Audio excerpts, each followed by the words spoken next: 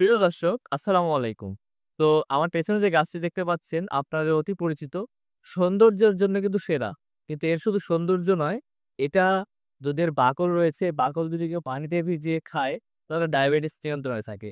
এত সুন্দর একটি ঔষধি গুণসম্পন্ন উদ্ভিদ সোনারু বা বাদল লাঠি। তো প্রিয় দর্শক, এই গাছটির নাম বাদল লাঠি এই কারণে, আপনারা দেখতে পাচ্ছেন গাছের যে ফলটা একেবারে বাদলের লেজের মতো। এই কারণে এর নাম কিন্তু বাদল লাঠি। তো খুবই সুন্দর এবং বিভিন্ন অঞ্চলে বাংলাদেশের বিভিন্ন অঞ্চলে সবসময় হয়ে থাকে এবং এই বৃষ্টির সময় মে মাস, জুন মাস এবং জুলাই মাসে ৩ মাসে কিন্তু এই বাদল লাঠি বা সোনারুর ফুল হয়ে থাকে। দারুণ হলুদ ফুল একেবারে আকাশ ছোঁয়া এবং সে সাথে আরো ইন্টারেস্টিং ফ্যাক্ট এর ইংরেজি নাম ওয়াটার গোল্ডেন শাওয়ার ফ্লাওয়ার। তো এটা গোল্ডেন শাওয়ার এই কারণে বলা হয় মনে হয় যে একবারে সোনালি ধারা মাটিতে বৃষ্টি রূপে পড়ছে গোল, গোল একবার যেমন একটু কলি থাকে, গোল হয়ে নিচের দিকে নুয়ে থাকে এই কারণে গোল্ডেন শাওয়ার ফ্লাওয়ার বলা হয় ইংরেজিতে। খুব সুন্দর দারুণ একটি ফুল। আপনারা কিন্তু ইচ্ছা করলে বাদল লাফি বা এই বাদল লাফি ভাঙলে যে বীজটা পাওয়া যায়, বীজ লাগিয়ে দিলেই কিন্তু খুব সুন্দর চারা ওঠে।